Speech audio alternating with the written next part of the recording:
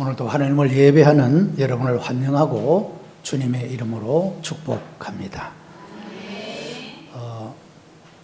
오늘 그 예배 후에 재직회가 있기 때문에 또 노 회장님이 이제 오시게 됩니다.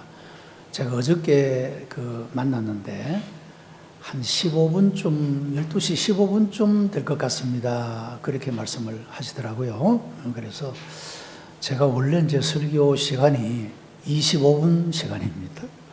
제가 한 40년 동안 목회를 하고 목회를 마쳤는데 길게 해봐야 30분, 늘 25분에 그렇게 이제 설교를 마칩니다. 그렇게 된 이유는 제가 대국제일교회에 한 14년 동안 교육전사와 부목사로 있었거든요. 이제 이상근 목사님이 설교 시간이 그렇게 정확하게 하세요. 그래서 그렇게 오래 있다 보니까 습관이 되어서 그래서 제가 늘 25분 설교를 하는데 오늘은 한 40분은 해야 될 것 같아요. 오늘 말씀의 제목은 이제 역사의 교훈이라는 것인데요. 여러분 역사를 이야기할 때 독일어로는 벨트게슈테라고 말합니다. 벨트게슈테, 세계사가 있고 이것은 사람들의 눈에 보이는 또 사람들이 직접 경험하게 되어지는 그런 역사가 바로 세계사다 할 수가 있겠습니다. 그리고 또 하나 눈에 보이지 아니하는 역사가 있는데 이것을 가리켜서 하일리크 게슈테라고 합니다. 이것은 거룩한 역사라고 말하는데 이 세상이 돌아가는 모든 역사가 사람들에 의해서 사람들이 계획하고 사람들이 목적하는 대로 그렇게 가는 것 같아도 이 역사, 보이는 역사의 이면에는 보이지 아니하는 거룩한 역사가 흐르고 있다.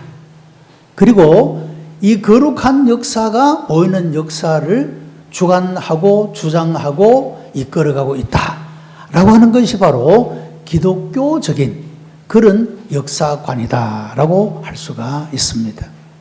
자, 그러니까 여러분, 세상이 사람들이 자기들 마음대로 하는 것 같아 보여도 이 역사의 주인은 하나님이시다 그런 말이죠. 하나님이 역사의 주인이시다. 크게 역사라고 말하지만 개인적으로 말하면 내 개인의 주인이 누구냐? 하나님이시다라는 거죠. 하나님이시다.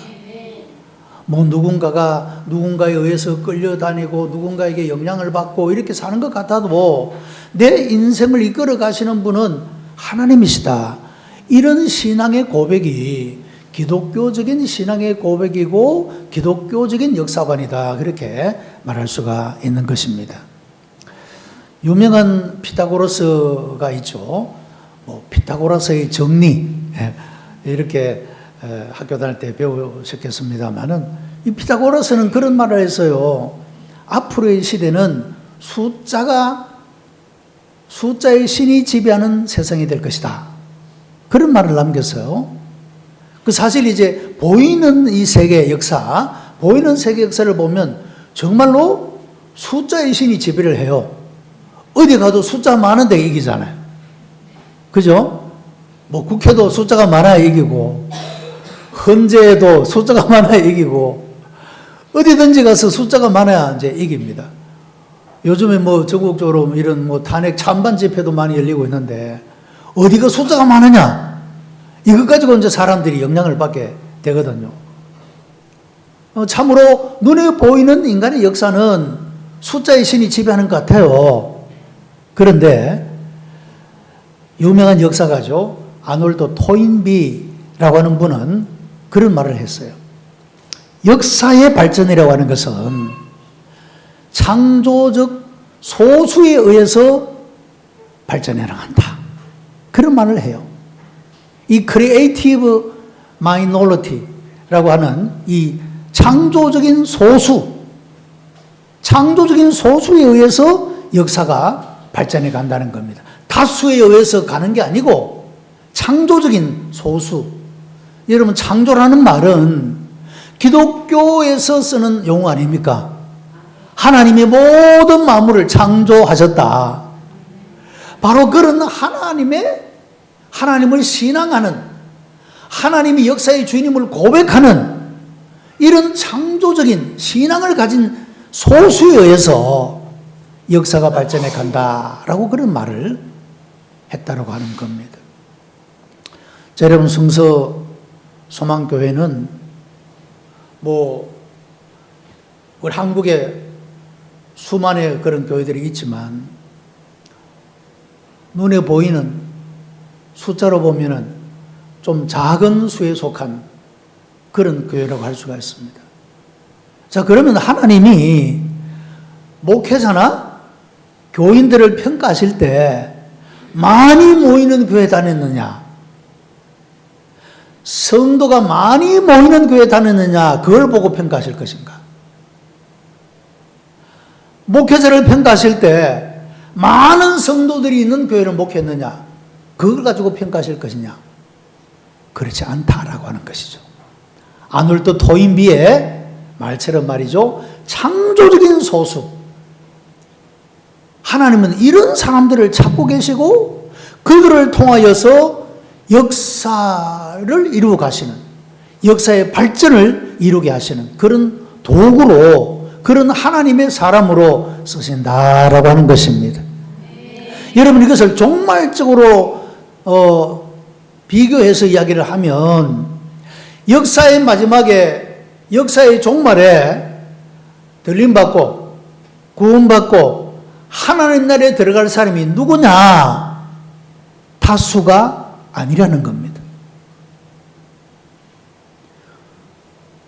창조적 소수, 구약시대의 엘리야 시대의 표현을 빌리면 남은 자, 다 우상을 숭배하고 하나님을 떠나고 불순종하는, 오직 눈에 보이는 것에만 집착하며 살아가는 그렇게 많은 사람들 사이에서 그것 아니고 보이지 않는 거룩한 역사, 그것을 바라보고 하나님의 주권을 인정하고 하나님의 주인 되심을 인정하는, 그래서 바알에게도 무릎 꿇지 않고 어떤 우상에게도 꿇지 아니하는 남아있는 사람들, 바로 그 사람들이 마지막 때에 들림받는 자요 구원받는 자인 줄로 믿습니다.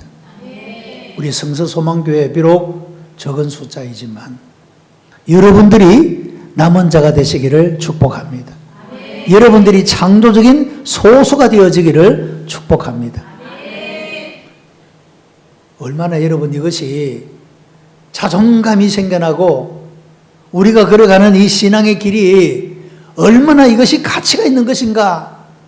여러분, 이런 것들을 내가 이 말씀으로 붙잡지 아니하면 우리가 이 길을 걸어가면서도 의심하고 믿어하지 못하고 갈등하고 마음에는 평화가 없고 말이죠.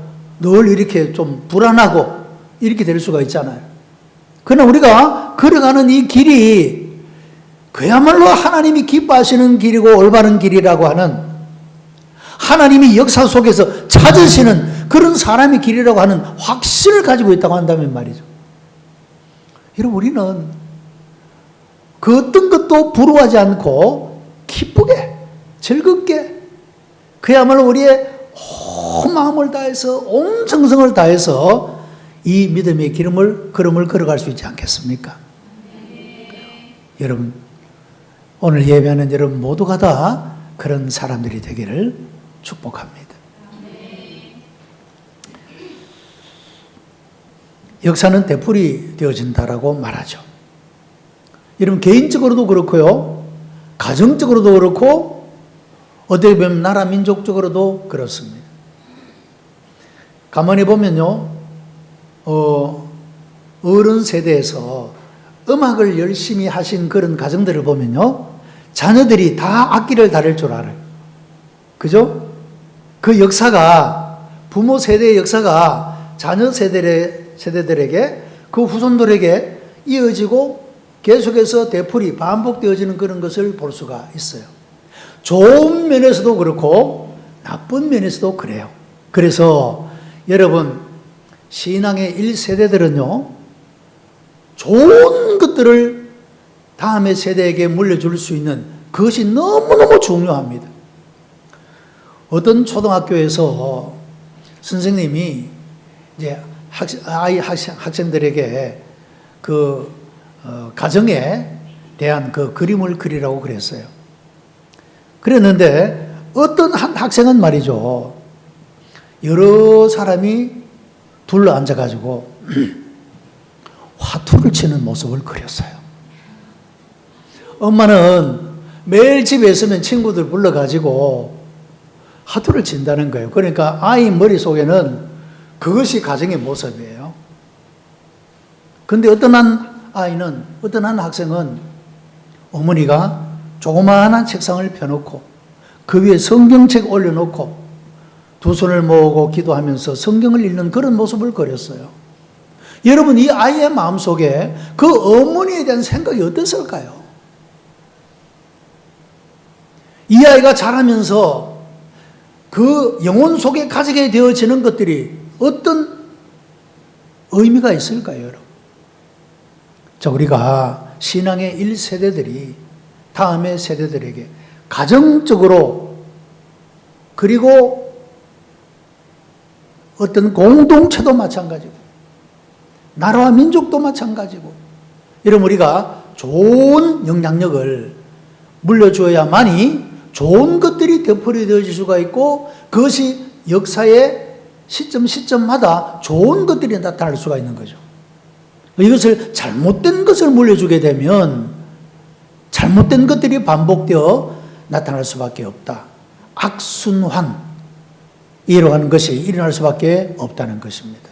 자, 여러분들은 내 개인의 삶에도 뭔가 뿌리 뽑고 싶은 쓴 뿌리 같은 게 있을 수 있잖아요. 예? 좋지 못했던 뭔가 습관, 버리고 싶은 그런 것도 있을 수 있잖아요. 여러분, 이것들을 빨리 끊어내야 내 삶이 편안해지고 행복해지고 복된 삶이 될 수가 있어요. 가정적으로도 마찬가지입니다. 여러분, 교회라는 공동체도 마찬가지입니다. 뭔가 하나님 보시기에 좋지 않은 어떤 것이 있을 수가 있어요.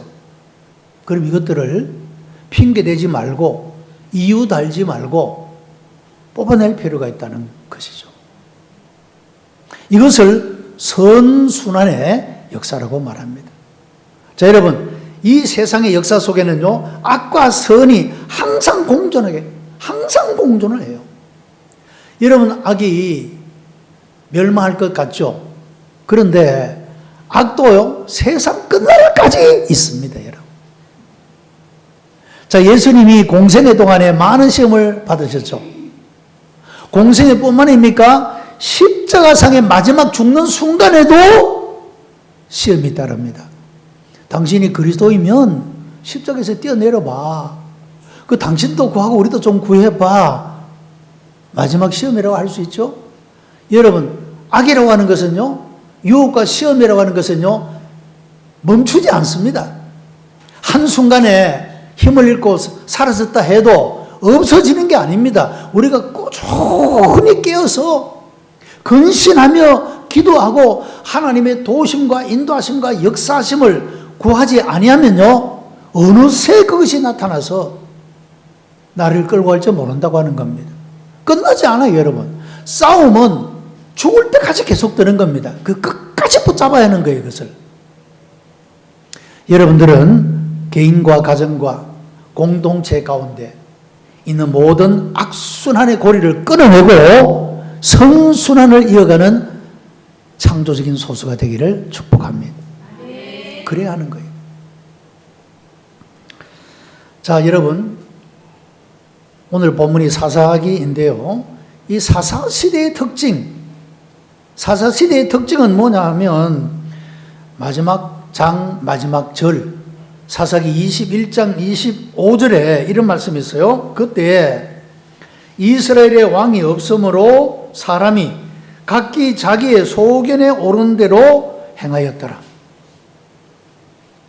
사사기 21장 마지막 절입니다.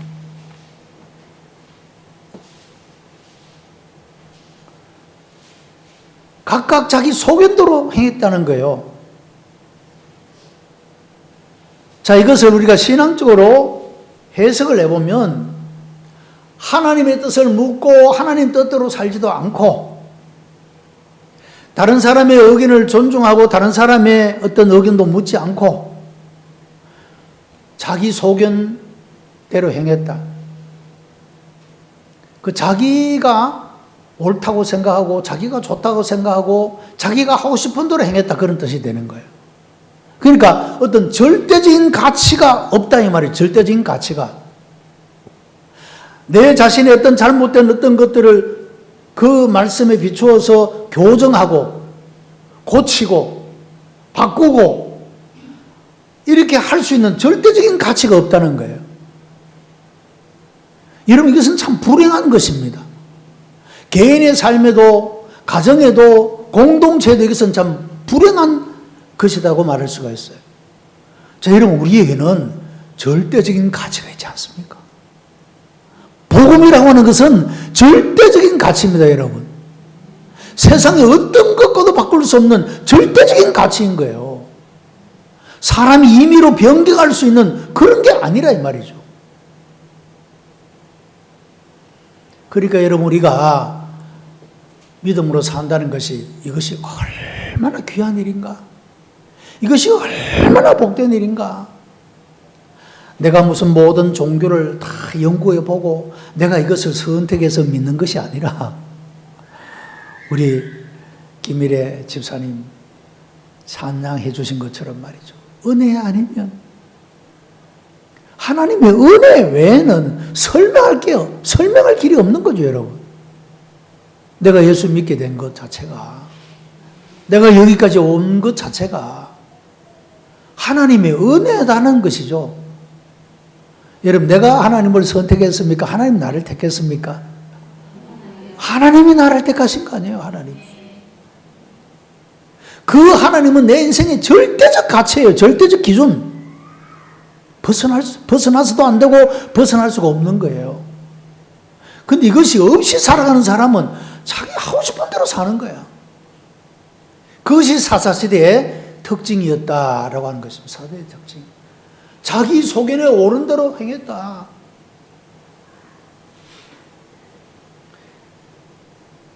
Everyone did as they saw fit. 영어 번역은 그렇게 되어 있습니다. 그들이 적합하다고 생각하는 대로, 본대로 그렇게 행했다.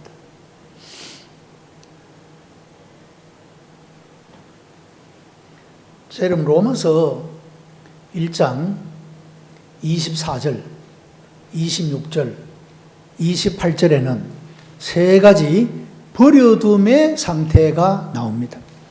세 가지 버려둠의 상태. 어떤 버려둠이냐 하면, 첫째는 마음의 정욕대로 내어버려 두셨다. 로마서 1장 24절. 마음의 정욕대로 내어버려 두어서 하나님의 진리를 거짓 것으로 바꾸고 피조물을 조물주보다 더 경배하고 섬겼다라는 내용이 나옵니다.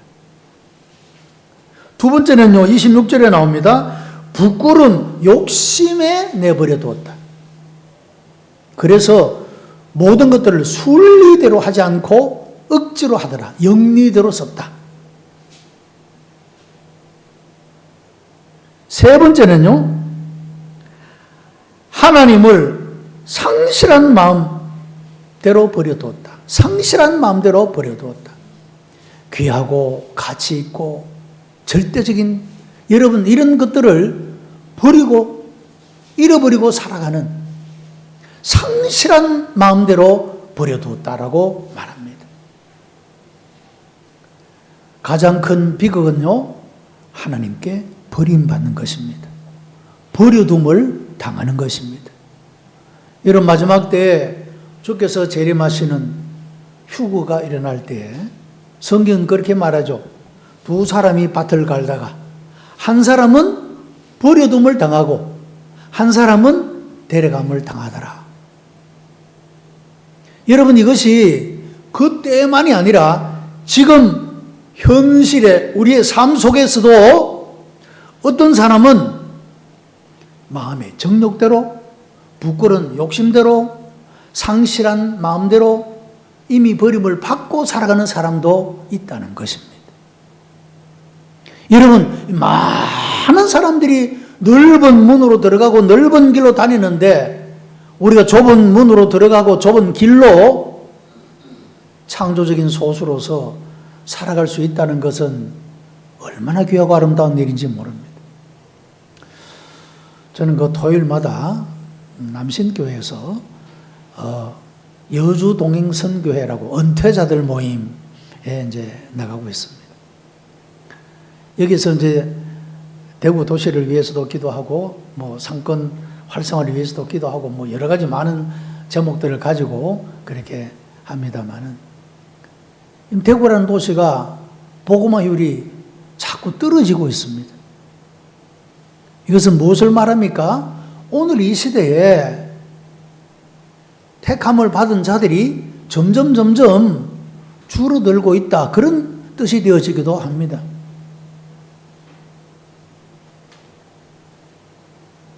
우리가 이렇게 하나님의 택함을 받아서 좁은 문으로 들어가고 좁은 길로 걸어갈 수 있는 자체가 하나님의 인도하시며 하나님의 역사하시며 하나님의 은혜다.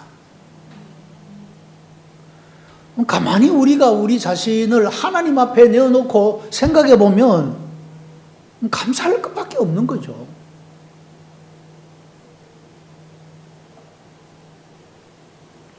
언더우드가 그런 기도를 한 적이 있습니다. 하나님,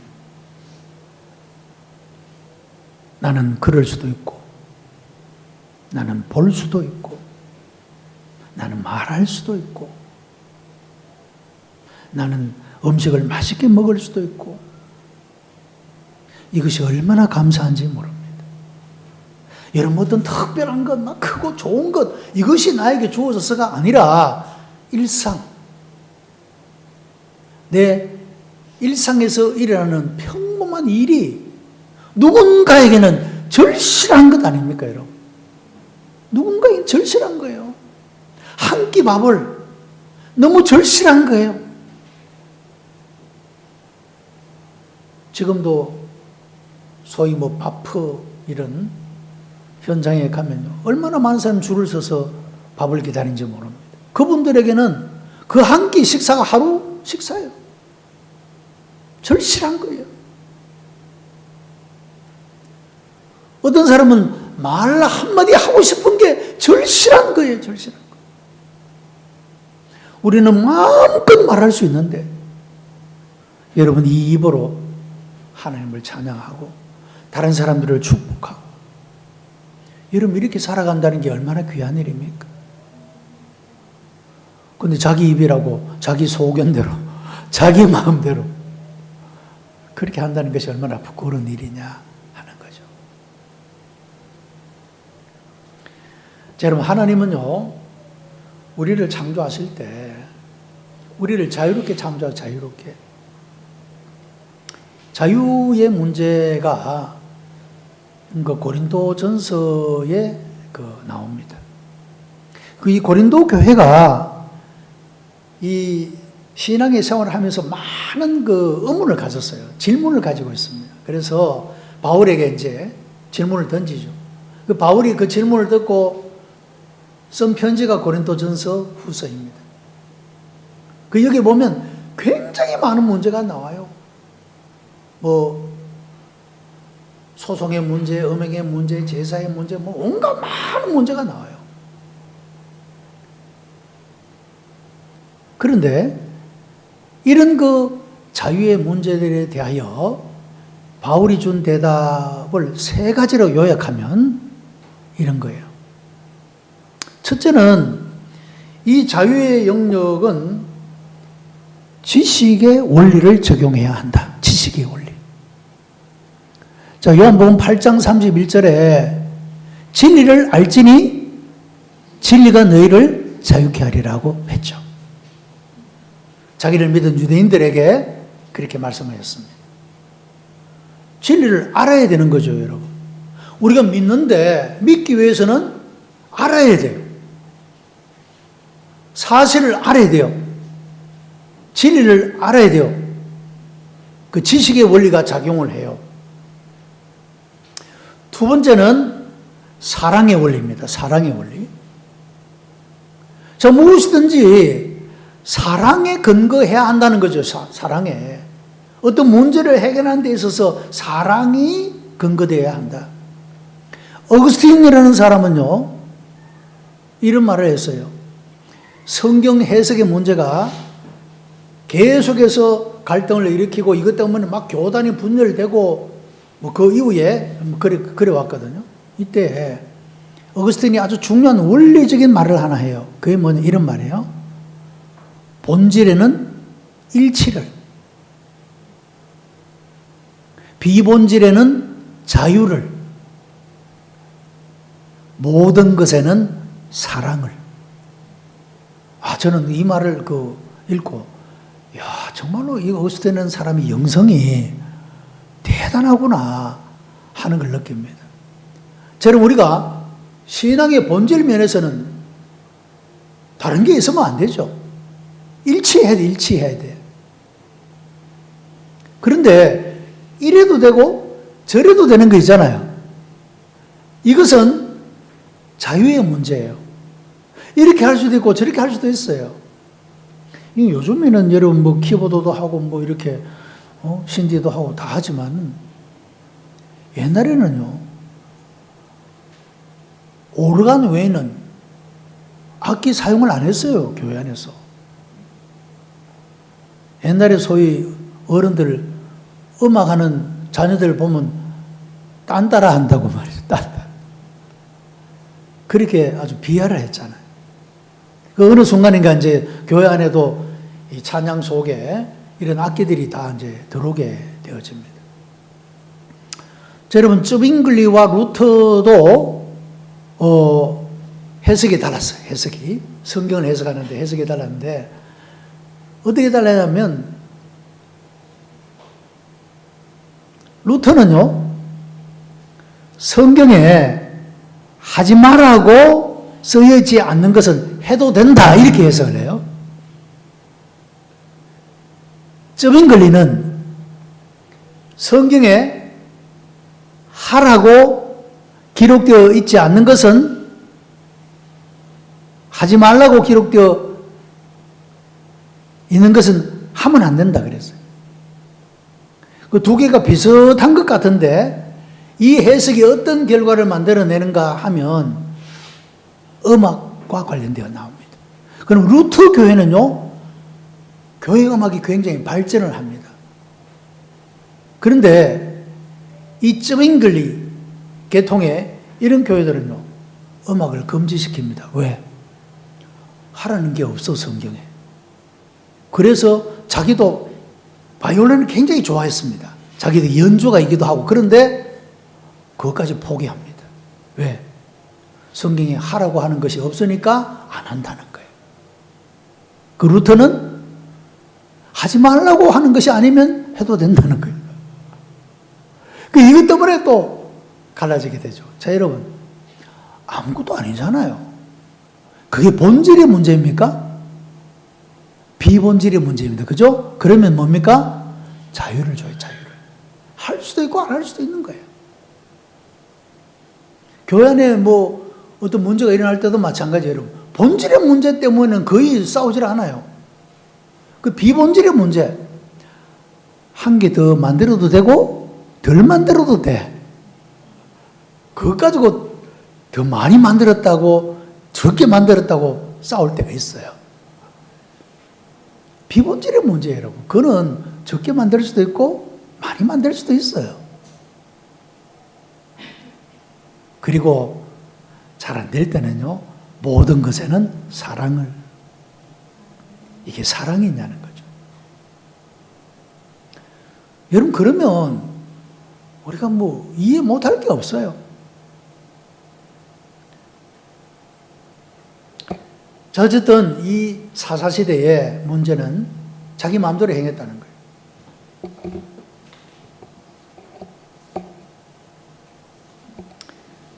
이 자유의 문제에 대한 결론은 사도 바울이 이렇게 말합니다. 고린도전서 8장 13절에 그러므로 만일 식물이 내 형제로 실족해 하면 나는 영원히 고기를 먹지 아니하여 내 형제를 실족지 않게 하리라.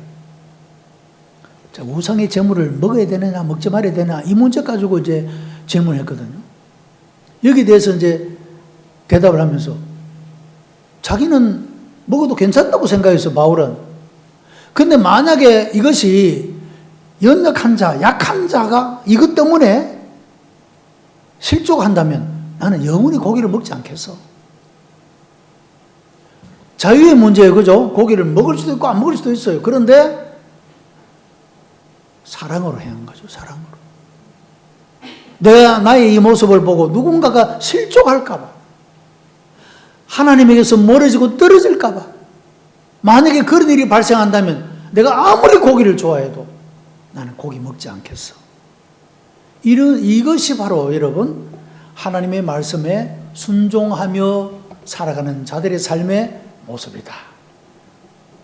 그것을 결론적으로 보여주고 있다는 것입니다. 자, 오늘 본문 6절에는요 이런 말씀이 나와요. 전에 여호수아가 백성을 보내며 이스라엘 자손이 각기 그 기업으로 가서 땅을 차지하였고 백성이 여호수아에 사는 날 동안과 여호수아 뒤에 생존한 장로들 곧 여호와께서 이스라엘 위하여 행하신 모든 큰 일을 본 자에 사는 날 동안에 여호와를 섬겼다. 여호수아가 살아있는 동안에요, 여호수아와 함께 있던 나이 많은 장로들을요, 여호와 하나님께서 이스라엘을 위하여 행하신 큰 일을 본 사람들이 살아있는 동안에는 여호와를 섬겼어요. 그런데 10절에 보면 그 후에 일어난 다른 세대는 여호와를 알지 못하며 여호와께서 이스라엘을 위하여 행하신 일도 알지 못하였다라고 말해요. 자, 여호와도 알지 못하고 여호와께서 행하신 큰 일도 알지 못했다고 했어요. 여러분, 이것이 비극입니다. 자, 우리가 이제 찬양이라는 말도 쓰고 경배라는 말도 쓰잖아요, 그죠? 찬양과 경배. 이 찬양과 경배는요, 그 내용적으로 의미가 다른 의미들을 가지고 있어요. 경배라고 하는 것은요, 여호와 존재 자신, 여호와 존재 자신에 대한 찬양을 올려드리는 거예요. 찬송을 올려드리는 거예요. 높여드리는 거예요. 찬양이라고 하는 것은요, 그 하나님께서 아들 예수 그리스도 성령님을 통하여 우리에게 행하신 일들로 인하여서 찬송을 올려드리는 것을 찬양이라고 해요. 그래서 우리는 찬양과 경배를 하나님께 올려드리죠. 하나님의 존재 자체, 그 하나님의 존재 자체로 인하여 우리는 찬송을 올려드려요. 하나님은 우리를 위하여 행하신 것, 나를 택하심, 예수 그를 통하여 나를 죄악 가운데서 사유해 주시는 것, 여호와 하나님께서 우리를 위하여 행하신 그 큰 일들을 인하여서 찬송하는 것이 찬양이라는 말로 표현됩니다. 그래서 우리는 경배도 열심히 해야 되고 찬양도 열심히 해야 되는 거예요. 찬양과 경배, 하나님의 존재와 하나님의 행하신 일들에 대해서 높여드리는 일이기 때문에 중요하다. 그런데 사사시대에는 여호수아가 사는 날 동안에는 여호와를 섬겼는데 여호수아가 죽고 그 후에 일어난 다른 세대는 여호와가 누구야? 여호와도 알지 못하고 여호와께서 행하신 큰 일도 알지 못했다고 했어요. 이것이 여러분 큰 비극이라고 할 수가 있어요. 자, 여호와를 알지 못했다는 것은 두 가지 의미가 있어요. 하나는 하나님에 대한 경험적인 지식을 상실했다는 것입니다. 하나님에 대한 경험이 없다는 거예요. 자, 여러분들은 다 거듭남의 체험이 있습니까? 거듭남. 저는 중학교 2학년 때 갑자기 마당에 있는데 갑자기 머리가 빠지식 하더니 몸을 움직일 수 없었어요. 그때 야, 사람이 이렇게 죽는가 보다. 그래, 뭐 얼마인지 시간이 모르죠. 하여튼, 그렇게 있다가 손을 서서히 이제 올렸어요. 올라가더라고요. 그래서 머리를 두 손으로 이렇게 감쌌어요. 그래서 막 두피 마사지를 했어요. 그랬더니 이게 막 뻣뻣해 있던 것이 풀리더라고. 그때 한번 온 거예요, 지금. 그죠? 이 뭔가 한번 온 거예요, 이 자체가. 중학교 2학년 어리니까. 제가 한번 병원에 가서 검진을 한번 해봤더니, 포항에 있는 S병원에 그 원장님이 목사님 아드님이신데, 그러더라고요. 목사님, 이거 이상하게 두 개가 딱 끝이 꼬부라진 게 있는데, 이거 최근의 건지 하여튼 한번 추이를 봐야 되겠습니다. 그러더라고요. 그때 제가 딱 중학교 2학년 때 빠지지, 그때 이게 두 개가 꼬부라졌구나. 죽을 수도 있었구나, 그때. 그때부터 막 죽음에 대한 고민이 생기기 시작했어요. 인생이 중학교 2학년인데 인생이 너무 허무하다는 생각이 들더라고요. 야, 사람 죽으면 다 끝나잖아. 그때부터 고민을 시작해서 제가 거듭남을 체험한 것이 고등학교 2학년 때입니다. 어느 시골에 부흥회가 있었는데 거기에 참석했어요. 갈망했어요. 너무 갈망했어요. 그런데 3일 동안 하는데 아무리 해도 뭔가 없어. 뭔가 좀 뜨끈하든지 깨지는 소리가 나든지 해야 되는데 아무것도 없어. 그 마지막에 그때 그 강사님이 전도사님이셨어요. 마지막에 이제 축도를 못하고 주기도문으로 마치는 거야. 그래서 주기도문 한다고 전부 다 엎드렸어요. 주기도문 한다고 엎드리는 순간에 막 터지는 거예요. 갑자기 막 눈물과 콧물이 막 나오면서, 고등학교 2학년 때까지 죄를 지었으면 얼마나 지었겠어. 그런데 나라는 존재가 정말로 성경의 표현대로 벌레만도 못하구나. 그 성경의 모든 말씀이 다 믿어지는 거야. 그리고 예수 그리스도께서 십자가상에서 바로 이런 나를, 나의 죄를 용서하시기 위하여 대속의 죽음을 죽으셨구나 하는 것이 갑자기 확 믿어지는 거예요. 눈물 콧물이 막 나는데, 그러고 일어섰더니 같이 가던 친구 그러더라고. 이야, 얼굴이 천사 같아. 광채가 난대. 자네 물론 내가 갈망했죠. 엎드렸죠. 그런 기회를 찾았죠. 그러나 하나님의 은혜였습니다. 우리에게 그런 것이 필요한 거예요. 하나님의 은혜가. 그런데 이 사사시대에 살아간 사람들은 여호와를 알지 못했어. 아무런 경험이 없어. 여러분 속에 하나님의 역사가 나타나서 여러분 날마다 하나님을 경험하는 지식이 높아가고 사랑이 높아가고 양심을 지켜낼 수 있는 여러분 그런 분들이 되기를 바랍니다.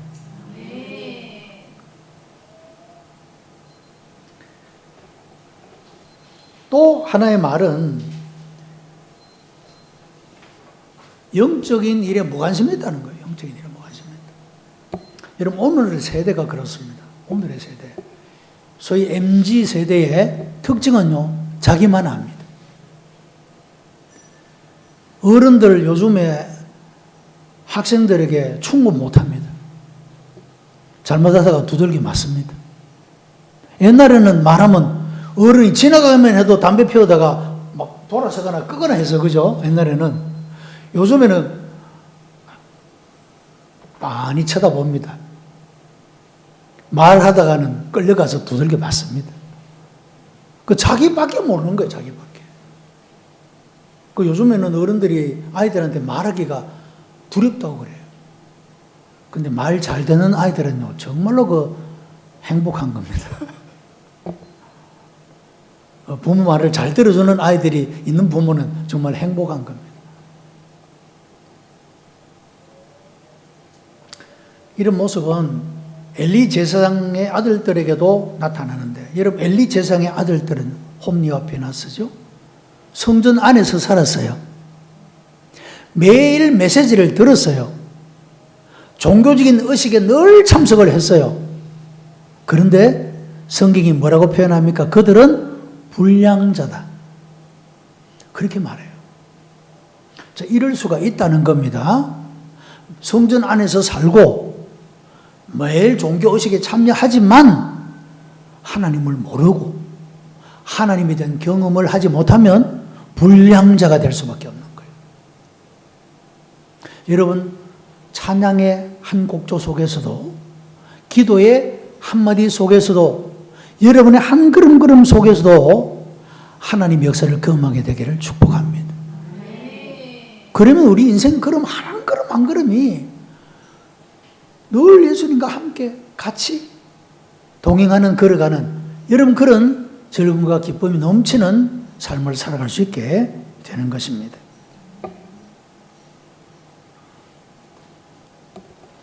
제가 시간 맞추느라고 가지를 많이 치고 있습니다. 자, 결론적으로 이런 비극을 해결할 수 있는 길이 무엇이냐? 오늘 본문 말씀을 보면, 앞절에 보면 하나님이 그들을 복임으로 인도하셨다는 말씀. 복임. 4절에서 5절의 말씀이죠. 여호와의 사자가 이스라엘 모든 자손에게 이 말씀을 이르매 백성이 소리 높여 운지라. 그러므로 그것을 이름하여 복임이라 하니라. 왜 울었을까? 그들이 저들의 영적인 가난을 봅니다. 너무도 안타까운 자기 모습을 바라보게 됩니다. 그리고 다음 세대를 위해서 무책임했던 자신의 모습을 봅니다. 그래서 그들은 울고 또 울었습니다. 자, 여러분, 문제의 해결은 회개하는 데 있습니다. 1907년 평양 대부흥의 원동력은요, 토마스 하디라고 하는 선교사가 자기 자신의 죄를 그 공동체 앞에서 고백을 합니다.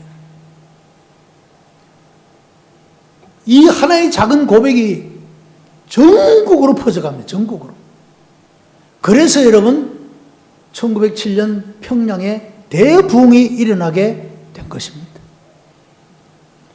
세계적인 토크쇼의 여왕이라고 불리는 오프라 윈프리, 그의 성공적 비결도 그가 어느 방송에서 나와서 자기는 미혼모였고 아버지는 알코올 중독자였고 마약도 했고 못된 짓을 많이 했던 그런 과거를 가지고 있다라고 고백을 합니다. 사람들이 깜짝 놀라서, 여러분, 방송에서 그런 말을 한다는 것은 이 보통 용기가 아니면 못하는 거죠. 누군가 기자가 물었어요. 아니, 당신이 어떻게 그렇게 용기 있게 고백을 할 수 있느냐? 제가 어릴 때 교회 학교에서 고백의 용기를 배웠다는 거예요. 내가 무엇이든지 하나님께 자백하면 하나님은 미쁘시고 그러사 우리의 죄를 깨끗게 하신다는 걸 배웠다는 거예요.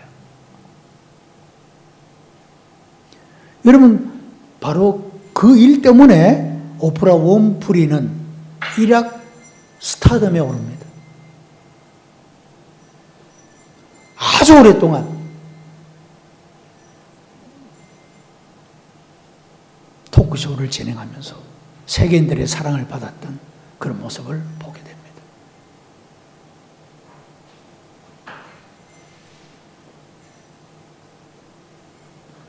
우리 모두가 하나님 앞에 우리 자신의 삶을 철저하게 돌아보고 회개하면서 살아가야 합니다.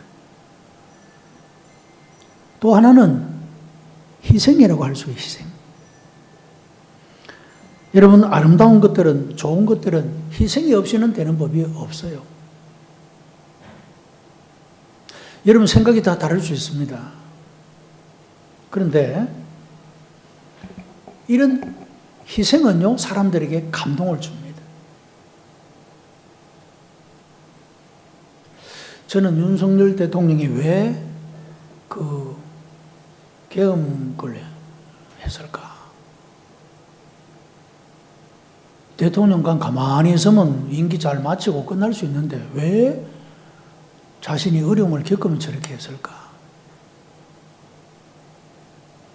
그로서는 큰 희생이었다고 봅니다. 그래서 오히려 그는 그 이후에 지지율이 이렇게 올라가는 것을 볼 수가 있죠. 전한길 씨라는 유명한 그 강사는 연봉 60억을 포기하고 지금 뭐 강의를 하러 다닙니다. 그것은 자기 희생이죠. 여러분, 교회라는 공동체 안에도 마찬가지예요. 누군가가 희생하는 것이 있으면 그 희생을 통해서 문제도 해결하고 아름다운 열매를 맺어갈 수 있게 되는 것입니다. 여러분들이 이 성서소망교회를 통하여 창조적인 소수로서 역사 속에 하나님의 뜻을 묻고 하나님의 뜻대로, 내 소견대로가 아니라 하나님의 뜻대로 응답해 가며 아름다운 열매를 맺어가는 그런 우리 성도들이 다 되시기를 축복합니다.